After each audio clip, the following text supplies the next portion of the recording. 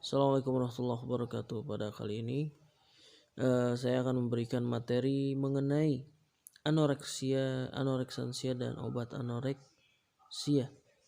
Pada kali ini bagi siswa yang terlambat untuk mengikuti materi ataupun bisa dikatakan tidak tersampaikan materi ini secara langsung oleh saya, maka pada kesempatan kali ini kalian bisa mengikuti materi ini. Dari definisinya, anoreksia ini adalah bahasa asalnya dari bahasa Yunani. Dibagi dua, an dan oreksia. An itu tidak, oreksia itu tidak nafsu makan. Artinya tidak nafsu makan. Jadi berbagai macam definisi dari anoreksia, ada beberapa macam. Yang pertama, anoreksia sendiri adalah anoreksia yang kita maksud adalah anoreksia obesitas. Ada anoreksia bulimia nervosa dan anoreksia nervosa. Itu kebalikan dari obesitas. Yang kita akan dalami adalah anoreksia obesitas, yang artinya adalah bahwa anoreksia obesitas itu intinya adalah kelebihan berat badan. Ada lemak berlebih, kadar lemak berlebih dalam tubuh. Kemudian yang akhirnya nanti akan menimbulkan resiko jantung atau pembuluh darah yang berlebih. Dalam hal ini anoreksia sudah melakukan terapi selama 3 bulan. Anoreksansia itu adalah zat penekan hawa nafsu dalam rangka untuk memberikan terapi kegemukan atau overweight atau obesitas. Nama lain dari obesitas sendiri adalah adipositas. Artinya adalah lemak yang ada di dalam tubuh dengan jumlah abnormal atau berlebih. Cara kerja dalam tubuh zat anoreksansia ini adalah dengan menekan hawa nafsu makan, rasa lapar, menghambat penyerapan lemak, dan meningkatkan pengeluaran energi. Dalam hal ini, di dalam mekanisme kerja dalam tubuh, obat anoreksansia ini adalah memberikan stimulasi atau sinyal kepada hipotalamus atau otak agar mengeluarkan dopamin sehingga masuk ke dalam saraf atau neuron yang nanti akan memberikan pengaruh rasa kenyang. Dan setelah itu akan memberikan dampak secara perilaku yang dia tidak bisa mengontrol konsumsi makanan. Sehingga ketika dipengaruhi oleh dopamin, rasa lapar kemudian rasa kenyangnya akan mudah dikontrol. Sehingga akan memberikan dampak yang baik untuk mengurangi obesitas. Obat untuk obesitas sendiri adalah yang pertama fenfluramin, yang mana fenfluramin adalah obat generik derivat dari amfetamin. Amfetamin adalah nama lainnya sabu-sabu. Dan untuk obat patennya Fintefla atau Pondimin untuk memperkuat rasa kenyang tanpa menekan hawa nafsu makan. Jadi rasa kenyang sudah ada tapi tetap makan seperti biasa dan menghambat rangsangan dari usus menuju ke saraf pusat atau hipotalamus atau otak. Dosis untuk obat yang pertama fenfluramin ini adalah dosisnya 3 kali sehari dengan dosis maksimal 60 mg per hari, atau kalau untuk 3 kali penggunaan dalam sehari adalah 60 mg dibagi 3. Jadi 1 kali minum dosisnya adalah 20 mg per kali minum. Yang kedua adalah obat Mazindol. Mazindol adalah obat generiknya, kemudian obat patennya adalah Sanorex, Dimagir, kemudian MZ1. Kontraindikasinya tidak boleh diberikan kepada anak umur di bawah 12 tahun, kemudian ibu hamil dan ibu menyusui. Untuk dosisnya penggunaan dalam perharinya adalah 2 mg. Dosis maksimalnya 3 mg per hari dan digunakan dalam 1 minggu. Dinaikkan dosisnya. Penggunaan maksimal digunakan selama 12 minggu. Penggunaan normal biasanya digunakan 4 sampai 6 minggu. Kemudian obat selanjutnya adalah obat yang bernama Sibutramine hidroklorida, yaitu obat generiknya dari untuk obat anoreksansia. Dan kemudian obat patennya adalah Aderan Meridia. Dosis penggunaan 10 mg per hari. Maksimal dosis per hari adalah 15 mg. Penggunaan maksimal dalam obat ini maksimal digunakan selama 1 tahun.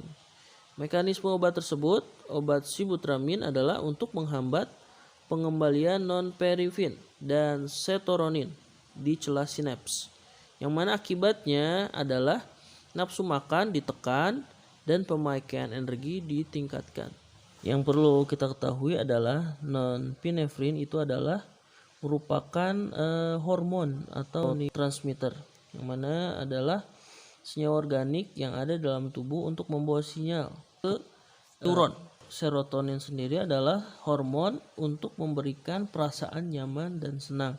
Kemudian obat selanjutnya adalah etilamfetamin, obat generik, dan obat patennya adalah Adderall dan Dexedrine. Untuk dosis penggunaannya sekali minum adalah 5 mg. Maksimal dosisnya 10 mg. Penggunaan maksimal 10 hari.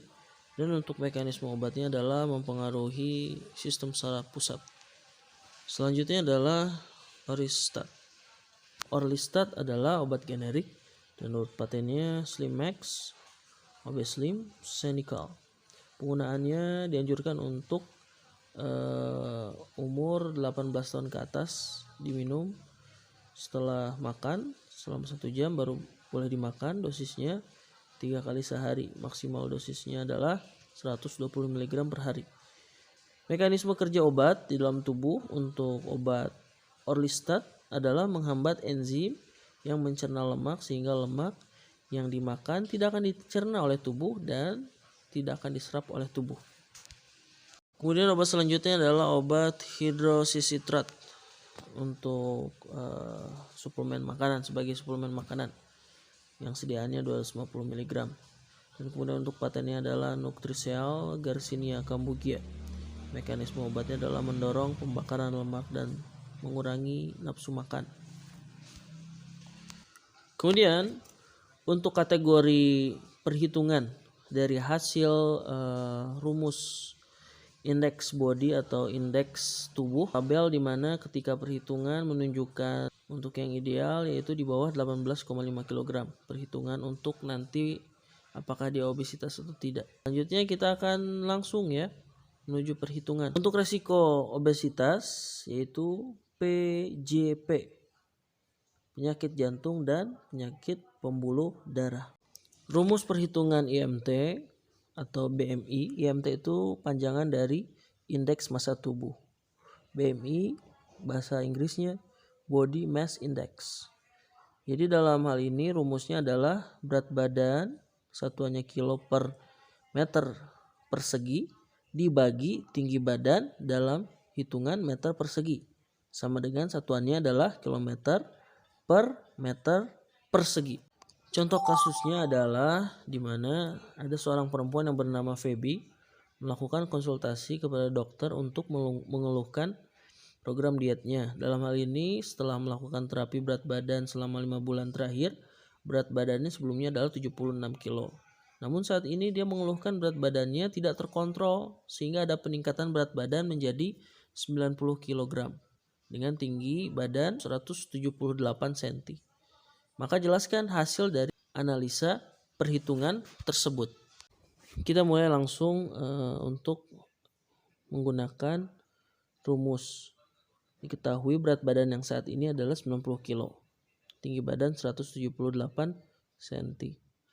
Kemudian tinggal dibagi berat badan dibagi tinggi badan.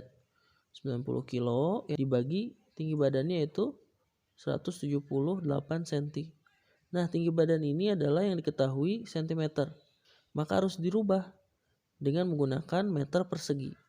Apabila diubah dengan meter persegi, didapatkan 1,78 sebelum perhitungan dari meter persegi dan diubah menjadi 3,16. Itu dari mana? Dari 1,78 dikali 1,78. Hasilnya 3,16. Nah, jadi 90 kilo dibagi 3,16 meter persegi hasilnya adalah 28,48 kg per meter persegi. Jadi artinya Feby terindikasi obesitas yang pertama. dia masuk ke dalam kriteria overweight dengan resiko aman meningkat dalam penyakit jantung dan penyakit pembuluh darah. Sehingga diperlukan upaya untuk mengurangi makan malam, mengurangi mengkonsumsi kandungan glukosa berlebih, mengurangi konsumsi berminyak, dan kemudian perlu rutin makan sayur mayur, buah-buahan, dan olahraga yang rutin minimal 4-5 kali dalam seminggu untuk olahraga jogging 30-60 menit per kali. Rekomendasi obat anoreksianya adalah sibutramine hidroklorida atau obat patennya Aderan dan Meridia dengan konsultasi kepada apoteker dalam penggunaan dosis obat dan monitoring evaluasi setelah 2-3 minggu setelah penggunaan obat tersebut. Contoh kasus lain, seorang melakukan konsultasi kepada dokter. Dia bernama Intan. Dalam hal ini dia melakukan diet secara berkelanjutan selama 2 bulan, menurun drastis berat badannya yang dari 50 kilo menjadi 34 kilo dengan tinggi badan 160 cm. Dalam hal ini apakah yang harus dilakukan dalam upaya menjaga kesehatannya? Jelaskan hasil dari analisa perhitungan tersebut. Langsung dihitung berat badan bagi tinggi badan. Hasilnya tinggi badannya itu diubah menjadi meter persegi. 1,60 kali 1,60 hasilnya 2,56.